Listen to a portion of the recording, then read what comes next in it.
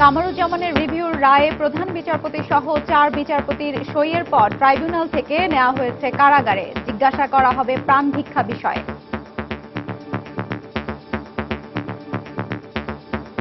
আদালতের নির্দেশনা অনুযায়ী ফাঁসি কার্যকর করা হবে। উনি যদি প্রাণভিক্ষা চাওয়ার ইচ্ছা ব্যক্ত করেন তো সেই ক্ষেত্রে ওনাকে সেই দরখাস্ত লেখার সুযোগ দিতে হবে। রায়ে যেভাবে নির্দেশ আছে ঠিক সেই নির্দেশ অনুযায়ী আমরা বাকি অংশটুকু বাকি কাজটুকু করব। দ্রুত ফাঁসি কার্যকরের দাবিতে গণজাগরণ মঞ্চের বিক্ষোভ।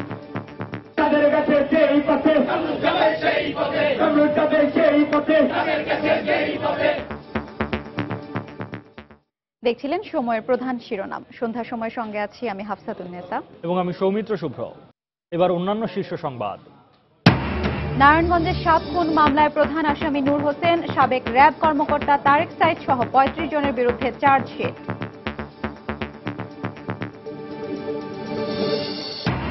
ঢাকা চট্টগ্রামে চলছে মেয়র প্রার্থীদের নির্বাচনী প্রচারণা। ভোটারদের দ্বারে দ্বারে আওয়ামী লীগ সমর্থিতরা। মির্জা আব্বাসের পক্ষে মাঠে নামলেন তার স্ত্রী।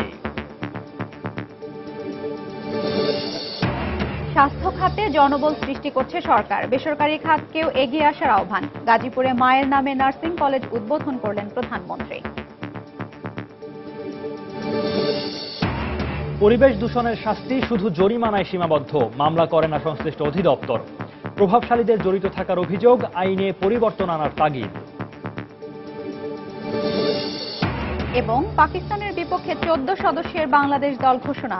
নতুন মুখ রনি তালুকদার, তাইজুল, শফিউল ও ইমরুল বাদ পড়লেও ফিরলেন পেসার আবুল হাসান।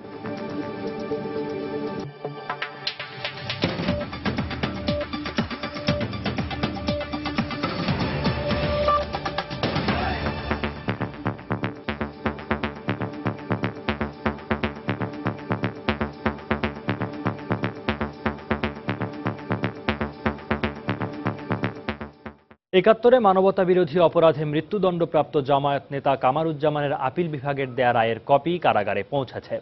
ট্রাইব্যুনাল 2 এর নির্দেশে এই রায় কারাগারে পাঠানো হয়। কারাগারে পৌঁছানোর পর কামারুজ্জামানকে রায় পড়ে শোনানো হয়েছে। এর আগে এ রায়ে প্রধান বিচারপতি সহ 4 বিচারপতি সই করেন। পরে রায়ের কপি নিয়ে যাওয়া হয় সুপ্রিম কোর্টের রেজিস্ট্রারের কাছে। রেজিস্ট্রারের কাছ থেকে তা ট্রাইব্যুনালে পাঠানো হয়। এরপরই ট্রাইব্যুনাল তা কারাগারে পাঠানোর নির্দেশ দেয়। রায়ের কপি আইন ও স্বরাষ্ট্র মন্ত্রণালয়েও পাঠানোর কথা রয়েছে। এদিকে আলবদর নেতা কামারুজ্জামানের ফাঁসি কার্যকরকে কেন্দ্র করে ঢাকা কেন্দ্রীয় কারাগারের নিরাপত্তা ব্যবস্থা জোরদার করা হয়েছে। মৃত্যুদণ্ড আপিল বিভাগ বহাল রাখার পর প্রস্তুত করা হয় ফাঁসির মঞ্চ। সোমবার শেষবারের মতো কামারুজ্জামানের সাথে দেখাও করেছেন তার পরিবার। এদিকে অ্যাটর্নি জেনারেল মাহবুবে আলম জানিয়েছেন, কামারুজ্জামানকে প্রাণ ভিক্ষার বিষয়ে জিজ্ঞেস করবে কারা কর্তৃপক্ষ। এক্ষেত্রে তিনি রাষ্ট্রপতির কাছে প্রাণ ভিক্ষা না চাইলে তার ফাঁসি কার্যকরের বিষয়ে সরকার সিদ্ধান্ত নেবে বলেও জানান রাষ্ট্রের এই সর্বোচ্চ আইন কর্মকর্তা। দুপুরে তিনি সাংবাদিকদের কথা জানান। উনি যদি প্রাণ ভিক্ষা চাওয়ার ইচ্ছা ব্যক্ত করেন তো সেই ক্ষেত্রে ওনাকে সেই দরখাস্ত লেখার সুযোগ দিতে হবে। তারপরে এটা রাষ্ট্রপতির কাছে যাবে, রাষ্ট্রপতি এটার উপর সিদ্ধান্ত নেবেন। সেটা রাষ্ট্রপতির এখতিয়ার। এবং যদি রাষ্ট্রপতি নাকচ করেন সেই ক্ষেত্রে ওনাকে জানানো হবে এবং ওনার আত্মীয় স্বজনের সাথে ওনাকে শেষবারের মতন দেখা করার একটা সুযোগ দিতে হবে। সরকার যে তারিখ স্থির করবেন সেই তারিখই দণ্ড কার্যকর হবে। এদিকে স্বরাষ্ট্র প্রতিমন্ত্রী আসাদুজ্জামান খান কামাল বলেছেন, আদালতের নির্দেশনা অনুযায়ী ফাঁসি কার্যকর করা হবে। দুপুরে সচিবালয়ে তিনি সাংবাদিকদের কথা জানান। এ সময় তিনি আসন্ন পহেলা বৈশাখ নির্বিঘ্নে সম্পন্ন করতে সকল প্রস্তুতি নেওয়া হয়েছে বলেও জানান। রায়ে যেভাবে নির্দেশ আছে ঠিক সেই নির্দেশ অনুযায়ী আমরা বাকি অংশটুকু বাকি কাজটুকু করবো। পয়লা বৈশাখের অনুষ্ঠানটা একটা সুন্দর নিরাপদে নির্বিঘ্নে হবে এইটাই আশা রাখছি। তার জন্য যা যা করণীয়, অপ্রীতিকর ঘটনা যাতে না ঘটে, কোনো ধরনের বিশৃঙ্খলা না হয় সেগুলো আমাদের দিকে লক্ষ্য রাখবো। সন্ধ্যা 6টার পরে সমস্ত অনুষ্ঠানগুলো যাতে শেষ হয়ে যায় সেই জন্য আমরা লক্ষ্য রাখবো। এই মুহূর্তে কেন্দ্রীয় কারাগারের সামনে আছেন আমাদের রিপোর্টার খান মোহাম্মদ রুমেল। আমরা এখন সরাসরি চলে যাচ্ছি সেখানে। রুমেল, কামারুজ্জামানকে রায়ের 36 পৃষ্ঠার যে কপিটি পুরোটাই পড়ে শোনানো হয়েছে আচ্ছা, আমরাকে যেটি জানাতে চাই আমি, এখানে সন্ধ্যা 6টার কিছু আগে অর্থাৎ 5:45টার দিকে ট্রাইব্যুনালের একটি প্রতিনিধি দল কামারুজ্জামানের বিরুদ্ধে যে রিভিউ আদেশের যে কপিটি অর্থাৎ তার মৃত্যুদণ্ড বহাল রেখে যে রায়টি দেওয়া হয়েছে সেইটি এখানে কারা কর্তৃপক্ষের কাছে এসে পৌঁছে দেওয়া হয়েছে এবং পরে আমরা যেটি শুনেছি যে সন্ধ্যা 6টার দিকে কামারুজ্জামানকে সেই রায়টি পড়ে শোনানো হয়েছে। তো রায় পড়ে শোনানোর পর কামারুজ্জামানের প্রতিক্রিয়া কি হয়েছে কিংবা কামারুজ্জামান রাষ্ট্রপতির কাছে প্রাণ ভিক্ষার আবেদন করবেন কি করবেন না সেই বিষয়গুলো কিন্তু এখনো পর্যন্ত নিশ্চিত হওয়া যায়নি। তবে আমরা যেটি দেখেছিলাম যে রায় কামারুজ্জামানকে পড়ে শোনানোর পরে কিন্তু ঢাকা কেন্দ্রীয় কারাগারে যে সিনিয়র জেল সুপার রয়েছেন ফরমালানি, তিনি কারাগার থেকে বের হয়ে গিয়ে যে ঢাকা কেন্দ্রীয় কারাগারে যে আইজি প্রিজন রয়েছেন তার সঙ্গে পরামর্শ করতে গিয়েছিলেন এবং তিনিও 6:30টার দিকে আবার এখানে ফেরত এসেছেন এবং ফেরত এসে তিনি এই মুহূর্তে কারাগারের অভ্যন্তরে অবস্থান করছেন। তো ফরমালানির সঙ্গে সেই মুহূর্তে কিন্তু আমরা কথা বলতে চেয়েছিলাম যে কি তিনি আইজি প্রিজনের সঙ্গে পরামর্শ কি বিষয় করেছেন কিংবা সেখান থেকে কি তথ্য এনেছেন।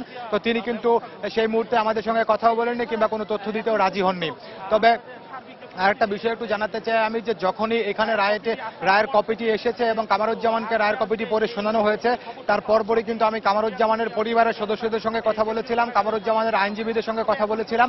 তো তারা যেটি জানিয়েছেন যে এখনো পর্যন্ত কারা কর্তৃপক্ষের পক্ষ থেকে তাদের কাছে কোনো যোগাযোগ করা হয়নি কিংবা তাদেরকে কামারুজ্জামানের সঙ্গে দেখা করতে চাওয়ারও কোনো বিষয় তাদেরকে জানানো হয়নি। আর এছাড়া কামারুজ্জামানের আইনজীবী যে বিষয়টি জানিয়েছিলেন, তো আমরা তার কাছে জানতে চেয়েছিলাম যে যেহেতু কামারুজ্জামানকে রায়ের কপি পড়ে শোনানো হয়েছে তো তারা এরপরে কামারুজ্জামানের সঙ্গে দেখা করবেন কিনা কিংবা সে ব্যাপারে তারা কোনো দেখা করার ব্যাপারে তারা কোনো উদ্যোগ নেবেন কিনা।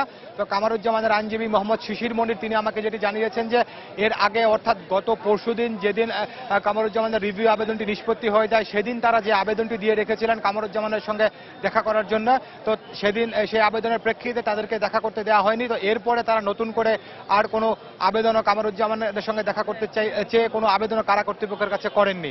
তো এই হচ্ছে এখানকার অবস্থা। আর আমরা আরেকটা বিষয় আপনাকে একটু জানাতে চাই যে সন্ধ্যা 6টার কিছু আগে যখনই এখানে সেই ট্রাইব্যুনালের রেজিস্ট্রারের কার্যালয় থেকে সেই আদেশের কপিটি এসে পৌঁছেছে, আমরা কিন্তু দেখেছি যে কারাগার এলাকায় নিরাপত্তা অত্যন্ত জোরদার করা হয়েছে এবং এখানে অতিরিক্ত পুলিশ মোতায়েন করা হয়েছে। বিভিন্ন গোয়েন্দা সংস্থার সদস্যরা এই এলাকায় নিয়োজিত হয়েছেন এবং আমরা দেখেছিলাম যে ওই মুহূর্তে যে র্যাবের একটি দলও কিন্তু এই কারাগারের আশেপাশে অবস্থান নিয়েছে। কিন্তু সারাদিন ধরে আমরা যেটি দেখেছিলাম যে নিরাপত্তা ব্যবস্থা কিন্তু এতটা বেশি ছিল না সন্ধ্যা 6টা থেকে যেরকম জোরদার করা হয়েছে। আর তবে একটা বিষয় এখানে একটু জানিয়ে রাখি যে এর আগে অর্থাৎ যেদিন কামারুজ্জামানের রিভিউ আবেদনটি নিষ্পত্তি হয়ে যায় সেদিন কিন্তু আমরা দেখেছিলাম যে সন্ধ্যার পর থেকে এই কারাগারের চারপাশে যে সড়কগুলো রয়েছে সেখানে কিন্তু যানবাহন চলাচল বন্ধ করে দেওয়া হয়েছিল এবং সাধারণ মানুষের চলাচলে নিয়ন্ত্রণ আরোপ করা হয়েছিল। কিন্তু আজকে ঠিক এই মুহূর্তে আমরা যেটি দেখছি যে এখানে কিন্তু যানবাহন চলাচলে কোনো নিয়ন্ত্রণ আরোপ করা হয়নি এবং এখানে কিন্তু বহুত উৎসুক মানুষজন এখানে অবস্থান করছেন। আর এখানে আরেকটা বিষয় কামারুজ্জামানের মামলার প্রক্রিয়াটি যদি আপনাকে একটু জানাতে চাই আমি, যে আপনি জানেন যে 2013 সালের 9 মে কামারুজ্জামানকে মানবতা বিরোধী 7টি অভিযোগের মধ্যে 5টি অভিযোগ প্রমাণিত হয়, 2টি অভিযোগে তাকে মৃত্যুদণ্ড এবং বাকি 3টি অভিযোগে বিভিন্ন মেয়াদে কারাদণ্ড দিয়েছিলেন ট্রাইব্যুনাল। তো পরবর্তীতে এই আদেশের বিরুদ্ধে কামারুজ্জামান আপিল করেছিলেন এবং আপিলে কামারুজ্জামানকে একটি অভিযোগে অর্থাৎ সোহাগপুর গণহত্যার অভিযোগে মৃত্যুদণ্ড এবং আরেকটি মুক্তিযোদ্ধা গোলাম মোস্তফা হত্যার অভিযোগে তাকে যাবজ্জীবন কারাদণ্ড দিয়েছিলেন এবং সেই একই রায় অর্থাৎ আপিল বিভাগের একই রায় কিন্তু রিভিউতেও বহাল রয়েছে। তো সবকিছু মিলে এখন কামারুজ্জামানের সামনে শুধুমাত্র এই মামলার আইনি প্রক্রিয়া সব শেষ, শুধুমাত্র রাষ্ট্রপতির কাছে প্রাণ ভিক্ষার আবেদন করার একটি সুযোগ রয়েছে। এখন সেই সুযোগটি কামারুজ্জামান গ্রহণ করেন কি করেন না কিংবা এই পরবর্তীতে রায়টি কার্যকর করার ক্ষেত্রে কি পদক্ষেপ নেওয়া হয় সেই বিষয়গুলো আমি যখনই জানতে পারবো আপনাদেরকে জানানোর চেষ্টা করব। কেন্দ্রীয় কারাগার থেকে আমার কাছে এখন পর্যন্ত এতটুকুই ছিল। হাফসা। রুমেল, আপনাকে ধন্যবাদ। দর্শক, কেন্দ্রীয় কারাগারের সামনে থেকে সর্বশেষ তথ্যগুলো জানাচ্ছিলেন আমাদের রিপোর্টার খান মোহাম্মদ রুমেল। এদিকে 71-এ মানবতা বিরোধী অপরাধে মৃত্যুদণ্ডপ্রাপ্ত জামায়াত নেতা কামারুজ্জামানের রায় দ্রুত কার্যকরের দাবিতে বিক্ষোভ মিছিল করছে গণজাগরণ মঞ্চ। সকাল 11টা থেকে শাহবাগে গণজাগরণ মঞ্চের নেতাকর্মীরা অবস্থান নেয়। এ সময় আজকের মধ্যে কামারুজ্জামানের ফাঁসি কার্যকরের দাবিতে বিভিন্ন ধরনের স্লোগান দেয় তারা। মৃত্যুদণ্ড কার্যকর না হওয়া পর্যন্ত এই কর্মসূচি অব্যাহত থাকবে বলেও জানানো হয় গণজাগরণ মঞ্চের পক্ষ থেকে। গত 6 তারিখ থেকেই জামায়াতের এই নেতার ফাঁসির রায় কার্যকরের দাবিতে বিক্ষোভ কর্মসূচি পালন করে আসছে গণজাগরণ মঞ্চ।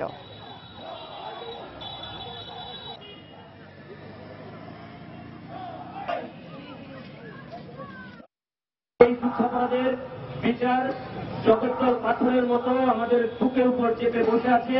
43 বছর ধরে আমরা সেই পাথর একে একে সরাবার জন্যই এই যুদ্ধাপরাধীর বিচার দাবি করে এসেছি। ইতিমধ্যেই কাদের মোল্লার রায় কার্যকর হবার পর একটি পাথর আমাদের বুকের উপর থেকে নেমে গেছে।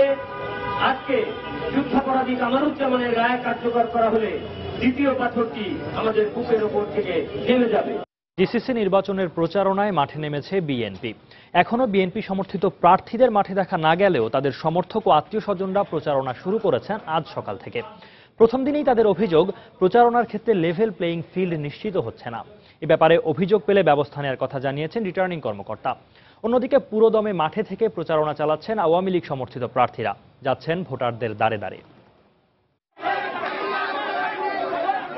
মঙ্গলবার থেকেই আনুষ্ঠানিক প্রচারণা শুরু হলেও প্রথম দিনে বিএনপি সমর্থিত মেয়র প্রার্থীদের পক্ষে কোনো প্রচার ছিল না মাঠ পর্যায়ে। বুধবার ডিসিসি দক্ষিণের খিলগাঁও এলাকায় বিএনপি সমর্থিত মেয়র প্রার্থী মির্জা আব্বাসের পক্ষে জনসংযোগ করেন তার স্ত্রী আফরোজা আব্বাস। এ সময় তিনি অভিযোগ করেন, প্রচারণার ক্ষেত্রে সমান সুযোগ নিশ্চিত হচ্ছে না। শুধু মেয়র প্রার্থী কেন, যারা কমিশনার প্রার্থী তাদেরও হাজার হাজার মামলা, সব রাজনৈতিক মামলা, হরতালের মামলা। তারপর যারা কাজ করবে, যারা পুলিং এজেন্ট হবে, যারা আমাদের সঙ্গে কাজ করবে, তাদেরও মামলা। শুধু কিভাবে কাজ করবে সেই ফিল্ডটাকে তৈরি করতে হবে। যেভাবে সরকার দলের প্রার্থীরা কাজ করবে, আমাদের জন্য শুধু সেভাবে সমান্তরাল না হয় আমরা কিভাবে কাজ করব বলেন? তো সেই ফিল্ডটাকে তৈরি করতে হবে। লেভেল প্লেইং আমরা যেটা বলছি সেটা আমরা চাই, সেটা এখনো তৈরি হয়নি। এ ব্যাপারে রিটার্নিং কর্মকর্তা বলছেন, যে কোনো সমস্যার অভিযোগ পেলে ব্যবস্থা নেওয়া হবে। 19 জন সহকারী রিটার্নিং অফিসার আছেন, ওনারা কিন্তু মনিটর করছেন। তবে প্রার্থীদের ক্ষেত্রে যদি কোনো অসুবিধা থাকে, কোনো জায়গায় বাধা প্রদান করা হয়, প্রার্থীরা অবশ্যই আমাদেরকে বললে আমরা তাৎক্ষণিক প্রয়োজনীয় কার্যব্যবস্থা গ্রহণ করব। এদিকে বিএনপি সমর্থিত প্রার্থীদের পক্ষে প্রচারণা শুরু হলেও এখনো মাঠে নামেননি মেয়র প্রার্থীরা। তবে আওয়ামী লীগ সমর্থিত মেয়র প্রার্থীরা পুরো দমে জনসংযোগে ব্যস্ত। সকালে ঢাকা দক্ষিণের বংশাল এলাকায় গণসংযোগ করেন আওয়ামী লীগ সমর্থিত মেয়র প্রার্থী সাইদ খোকন। এ সময় আনুষ্ঠানিক প্রচারণা শুরু করায় বিএনপিকে স্বাগত জানান তিনি। বিএনপি প্রার্থী এসেছে, আমরা অত্যন্ত আনন্দিত। আনন্দের জায়গাটুকু এ কারণে যে একটা অসুস্থ রাজনৈতিক প্রক্রিয়া থেকে তারা আলটিমেটলি বের হতে পেরেছে। আমরা সবাই মিলে একটা উৎসব মুখর পরিবেশে চমৎকার একটা নির্বাচন এই শহরের মানুষকে উপহার দিব, সেটাই আমাদের প্রধান লক্ষ্য হবে।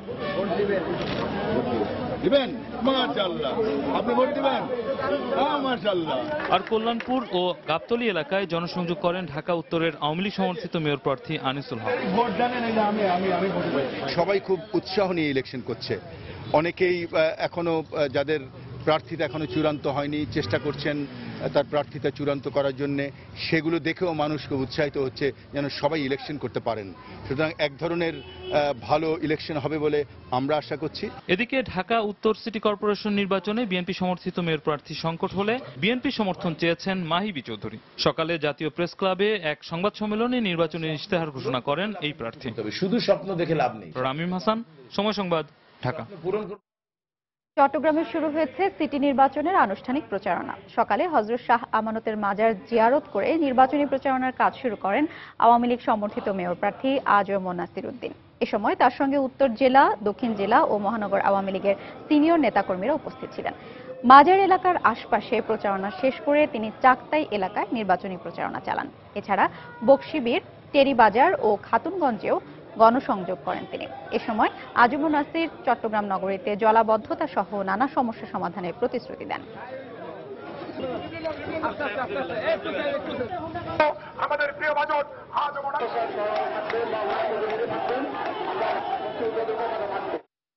আমি কথা কম বলতে চাই, কাজের মাধ্যমে সেটার আমি সাক্ষ্য রাখতে চাই। কেন্দ্রভিত্তিক নাগরিক কমিটি আছে, বুথভিত্তিক কমিটি আছে এবং সেই কমিটিগুলো সম্মানিত ভোটারদের কাছে সরাসরি যাবেন। প্রতীক এখনো আমরা বরাদ্দ পাইনি, 10 তারিখ প্রতীক পাবো এবং তারপর থেকে প্রতীক পাওয়ার পরেই আমরা আমাদের 11 তারিখ থেকে আমরা ফুল সুইং আমরা আমাদের নির্বাচনী কার্যক্রমে অংশগ্রহণ করব। সম্মানিত নেতৃবৃন্দ যারা আছেন সবাই যত বেশি সংখ্যক আমরা সারাদিনই আচরণবিধি মেনেই আমাদের যাবতীয় কার্যক্রমে নির্বাচনী কার্যক্রমে আমরা অংশগ্রহণ করব। মিথ্যাচারে লিপ্ত হয়ে স্থানীয় সরকার নির্বাচনকে প্রশ্নবিদ্ধ করার অপচেষ্টা মেনে নেওয়া হবে না বলে মন্তব্য করেছেন আওয়ামী লীগ নেতারা। রাজধানীতে আজ হরতাল বিরোধী ভিন্ন ভিন্ন অনুষ্ঠানে তারা আরও বলেন, বেগম জিয়া নির্বাচনে তার দলের সন্ত্রাসীদের সমর্থন করলে আইন শৃঙ্খলা রক্ষাকারী বাহিনী তাদের প্রয়োজনীয় ব্যবস্থা নেবে। নির্বাচনের আগেই মিথ্যাচারে লিপ্ত হওয়া, নির্বাচনকে প্রশ্নবিদ্ধ করার চেষ্টা করা, এটা কোন অবস্থাতেই গ্রহণ করা যায় না। সুপ্রিম কোর্ট বারের সম্মানিত সভাপতি, সিনিয়র আইনজীবী অ্যাডভোকেট খন্দকার মাহবুব হোসেন সাহেব, তিনি আদালতকে প্রভাবিত করার চেষ্টা করছেন এই সন্ত্রাসীদের, এই অপরাধীদের আগাম জামিন কিভাবে নেওয়া যায়, তার জন্য আদালতকে প্রভাবিত করার কৌশল অবলম্বন করছেন। মামলার আসামিদের আজকে সমর্থন করে মাঠে নামছেন, আবার লেভেল প্লেইং ফিল্ডের কথা বলছেন, আবার অহেতুক নির্বাচন শুরু হওয়ার আগে মাননীয় প্রধানমন্ত্রীর উপর দোষারোপ করছেন, আওয়ামী লীগের উপর দোষারোপ করছেন। এটা কোন আচরণ বিধিতে পারে?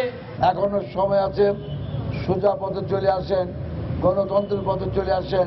আর যদি বিশৃঙ্খলা সৃষ্টি করেন, 92 দিনে যে অপরাধ আপনি করেছেন তার জন্য আপনার রক্ষা নাই, আপনার আইনের কাঠ করে দাঁড়াতে হবে। যিনি পেট্রোল বোমাবাজদের দিয়ে 250 জন মানুষ হত্যা করেছেন, তিনি আবার সেই পেট্রোল বোমারুদের নিয়ে, সন্ত্রাসীদের নিয়ে ঢাকার বিভিন্ন ওয়ার্ডে নাকি ঘুরে বেড়াবেন। সুতরাং এই হিংস্র জঙ্গি নেত্রীকে ঢাকার ওয়ার্ডে ওয়ার্ডে প্রতিহত করার জন্য ঢাকাবাসীকে, আওয়ামী লীগের নেতা কর্মীদের প্রতি আমি আহ্বান জানাই। সন্ধ্যার সময় আরো থাকছে। কালবৈশাখী ঝড়ে ঢাকার দোহারে একজনের মৃত্যু, 3 শতাধিক ঘর বাড়ি লণ্ডভণ্ড। চাঁপাইনবাবগঞ্জে শিলাবৃষ্টিতে ধানের ক্ষেত আর আমের মুকুলের ব্যাপক ক্ষতি।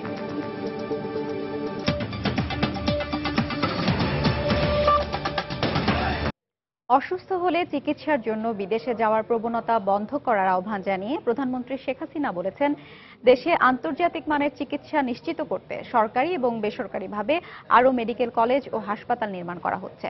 তারপরে Sheikh Fazilatunnesa Mujib Memorial KPJ nursing কলেজের শিক্ষা কার্যক্রম উদ্বোধন করে তিনি একথা বলেন। এ সময় প্রধানমন্ত্রী জানান, শিগগিরই আরও 10,000 নার্স নিয়োগ দেওয়া হচ্ছে। 2013 সালে মালয়েশিয়ার প্রধানমন্ত্রী দাতো সিরি নাজিব বিন আব্দুল রাজ্জাক, বাংলাদেশের প্রধানমন্ত্রী শেখ হাসিনা এবং তার বোন শেখ রেহানা যৌথভাবে উদ্বোধন করেছিলেন অত্যাধুনিক এই হাসপাতালটি। পুনরায় হাসপাতাল পরিদর্শনে এসে প্রধানমন্ত্রী শেখ হাসিনা ঘুরে ঘুরে দেখেন এর চিকিৎসা সুবিধা। এর আগে প্রধানমন্ত্রীর মায়ের নামে নামকরণ করা নার্সিং কলেজের শিক্ষা কার্যক্রম উদ্বোধন করে তিনি বলেন, স্বাস্থ্যসেবা সাধারণ মানুষের দোরগোড়ায় নিয়ে যাওয়া সরকারের লক্ষ্য। অসুখ বিসুখ হলে সবাই মনে করে এখনই বিদেশে যেতে হবে, আর এ ব্যাপারটা আমার সাংঘাতিক অনীহা যে কেন বিদেশে যেতে হবে, আমার দেশে কেন আন্তর্জাতিক মানসম্পন্ন হসপিটাল গড়ে উঠবে না। সরকারি এবং বেসরকারি খাতে আরও বেশি মেডিকেল কলেজ যাতে গড়ে ওঠে সে ব্যাপারেও আমরা যথেষ্ট পদক্ষেপ নিয়েছি। আমরা চাই যে আমাদের দেশে আরও আন্তর্জাতিক মানসম্পন্ন হসপিটাল গড়ে উঠুক, মানুষ সেবা পাক, এবং আমি এটা ঘোষণা দিতে পারি আজ থেকে আমার যত চিকিৎসার জন্য যা লাগবে আমি এই হাসপাতালে এসে চিকিৎসা নেব। নার্সিংকে মহৎ পেশা হিসেবে উল্লেখ করেন শেখ হাসিনা। নতুন প্রজন্মকে আহ্বান জানান এই পেশা বেছে নিতে। গ্র্যাজুয়েট নার্স তৈরি করা, পাশাপাশি একেবারে বিদেশে ট্রেনিং দেওয়ানো, মাস্টার্স করবে, পিএইচডি করে আসবে, সেই সুযোগটাও আমরা সৃষ্টি করে দিচ্ছি। কারণ এর যে একটা গুরুত্ব আছে, এটার যে অত্যন্ত প্রয়োজন, সেই প্রয়োজনীয়তাটাকেই আমি গুরুত্ব দিয়েছি। আমাদের দেশে ডাক্তার এবং নার্স উভয়েরই চাহিদা রয়েছে। আমরা ইতিমধ্যে নিয়োগ দিয়েছি এবং আরো 10,000 নার্স আমরা নিয়োগ দেব সিদ্ধান্ত নিয়েছে এবং পদ সৃষ্টি করছে। বঙ্গবন্ধু মেমোরিয়াল ট্রাস্ট থেকে গাজীপুরের কলকারখানা এবং পোশাক শ্রমিকদের চিকিৎসা নিশ্চিত করতে 6 একর জমির উপর নির্মাণ করা হয় 250 শয্যার এই হাসপাতালটি। শাহ আলী জয়, সময় সংবাদ, ঢাকা। নারায়ণগঞ্জের আলোচিত 7 খুন মামলায় প্রধান আসামি নূর হোসেন এবং র্যাবের সাবেক 3 কর্মকর্তা সহ 35 জনের বিরুদ্ধে চার্জশিট দিয়েছে পুলিশ। বিকেলে নারায়ণগঞ্জ সিনিয়র জুডিশিয়াল ম্যাজিস্ট্রেট চাঁদনী রূপমের আদালতে চার্জশিট দাখিল করেন তদন্তকারী কর্মকর্তা মামুনুর রশিদ। তবে এজাহারভুক্ত 5 আসামির নাম চার্জশিটে না থাকায় ক্ষোভ প্রকাশ করেছেন নিহত নজরুল ইসলামের স্ত্রী সেলিনা ইসলাম। গত বছরের 27 এপ্রিল নারায়ণগঞ্জ সিটি কর্পোরেশনের প্যানেল মেয়র নজরুল ইসলাম এবং আইনজীবী চন্দন কুমার সরকার সহ 7 জনকে অপহরণ করা হয়। পরে 30 এপ্রিল শীতলক্ষা নদী থেকে 6 জন ও পরের দিন আরও একজনের লাশ উদ্ধার করে পুলিশ। ওই ঘটনায় এখনো পর্যন্ত র্যাব কর্মকর্তা তারেক সাইদ, আরিফ হোসেন ও MM রানা সহ 32 জন গ্রেফতার রয়েছেন। মামলার প্রধান আসামি নূর হোসেন ভারতের কারাগারে বন্দী আছেন। অপর 2 আসামি পলাতক রয়েছেন।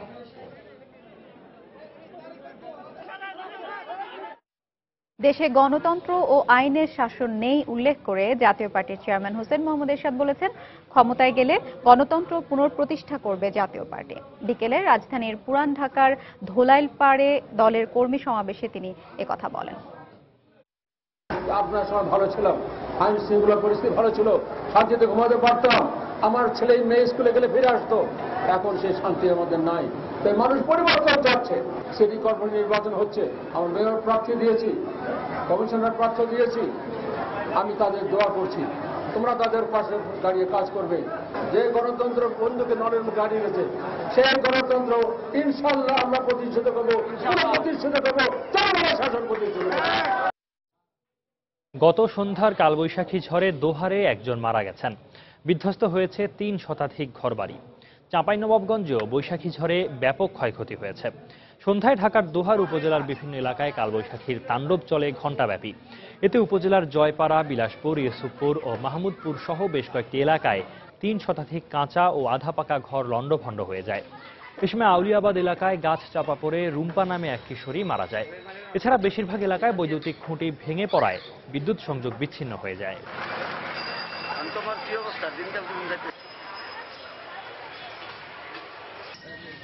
এদিকে চাঁপাইনবাবগঞ্জেও গতকাল সন্ধ্যার ঝড়ে সদর ও শিবগঞ্জ উপজেলার বেশিরভাগ বাগানের আমের মুকুল ঝরে পড়েছে। এ সময় শিলাবৃষ্টিতে ধানের ব্যাপক ক্ষতি হয়, আর বেশিরভাগ কাঁচা ঘর বিধ্বস্ত হওয়ার পর এলাকার বিদ্যুৎ সংযোগও বিচ্ছিন্ন হয়ে যায়। এদিকে কুষ্টিয়ায় গত দুদিনের কালবৈশাখী ঝড়ে গৃহহীন হয়ে পড়া পরিবারগুলো বসবাস করছে খোলা আকাশের নিচে। গতকাল রাত 11টা থেকে ভোর পর্যন্ত জেলার 3টি উপজেলায় দফায় দফায় দমকা হাওয়া সহ প্রচুর বৃষ্টি হয়। এতে বিপর্যস্ত হয়ে পড়ে ঘরবাড়ি বিধ্বস্ত হওয়া পরিবারগুলো। কালবৈশাখী ঝড়ে বিধ্বস্ত ঘরগুলো মেরামত করার আগেই আবারও বৃষ্টি হওয়ায় চরম বিপাকে পড়েন তারা। এ অবস্থায় ক্ষতিগ্রস্ত পরিবারগুলোকে আর্থিক সহায়তা দেওয়ার আশ্বাস দিয়েছে জেলা প্রশাসন।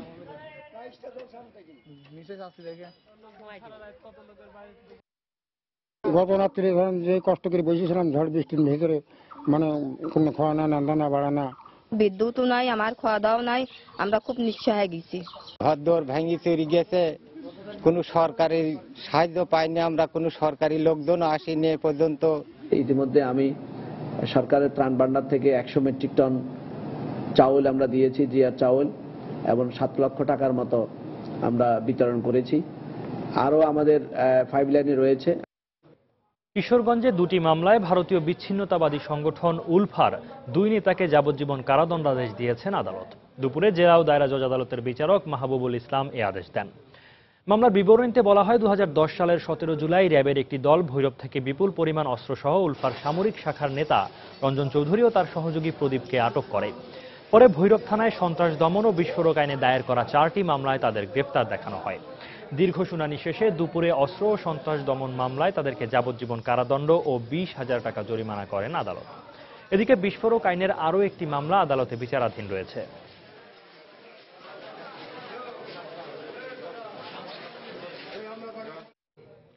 হবিগঞ্জে ট্রাক্টর চাপায় এক শিশু সহ 4 জন নিহত হয়েছেন। এ সময় আহত হয়েছেন আরও 5 জন। সকাল 8:30টার দিকে হবিগঞ্জ নবীগঞ্জ সড়কের উমেদনগর এলাকায় ঘটে এ দুর্ঘটনা। পুলিশ ও স্থানীয়রা জানায়, বালু ভর্তি একটি ট্রাক্টর একটি ইজি বাইককে পেছন থেকে ধাক্কা দিলে ঘটনাস্থলেই ইজি বাইকের এক যাত্রী নিহত হন। পরে হাসপাতালে নেওয়ার পর মারা যান আরও 3 জন। দুর্ঘটনায় আহতদের স্থানীয়রা উদ্ধার করে হবিগঞ্জ আধুনিক সদর হাসপাতালে ভর্তি করে। ট্রাক্টরটি আটক করেছে police.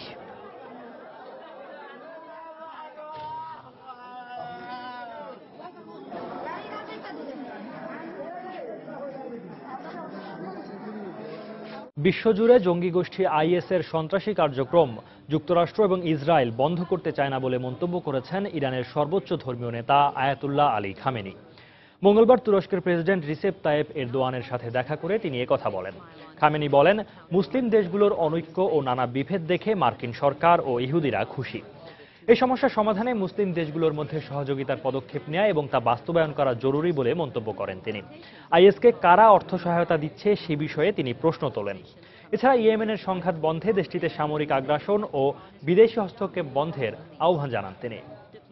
Relations between Iran and Turkey have suffered in recent years, with particularly sharp disagreements over how to resolve them.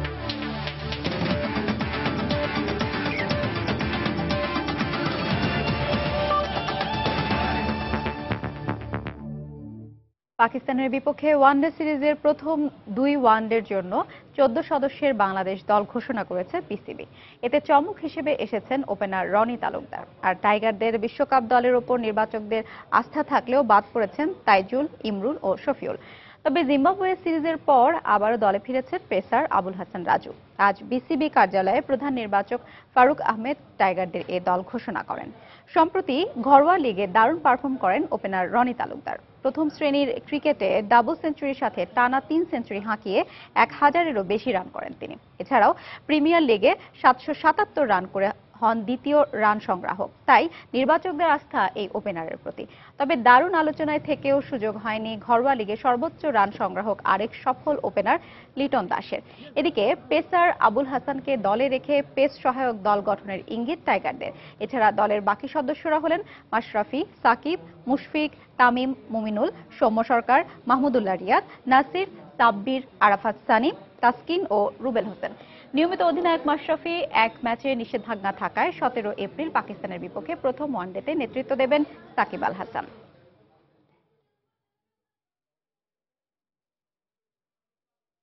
সন্ধ্যার সময়ে এ পর্যায়ে শীর্ষ সংবাদ জানিয়ে দিচ্ছি আরেকবার। কামারুজ্জামানের রিভিউর রায়ের কপি প্রধান বিচারপতি সহ 4 বিচারপতির সইয়ের পর ট্রাইব্যুনাল থেকে পৌঁছেছে কারাগারে। জিজ্ঞাসা করা হবে প্রাণ ভিক্ষা বিষয়ে। মানবতা বিরোধী অপরাধী কামারুজ্জামানের দ্রুত ফাঁসি কার্যকরের দাবিতে গণজাগরণ মঞ্চের বিক্ষোভ।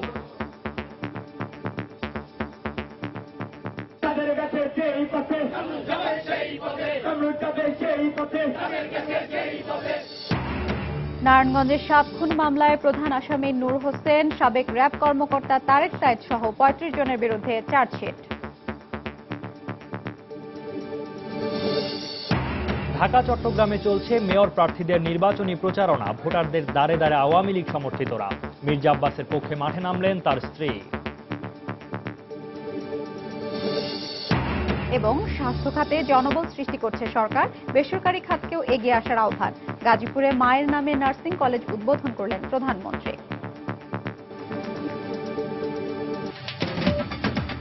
এই ছিল সন্ধ্যার সময়ে। যে কোনো খবর পেতে ভিজিট করুন সময়নিউজ.tv। সঙ্গে থাকুন সময়ের।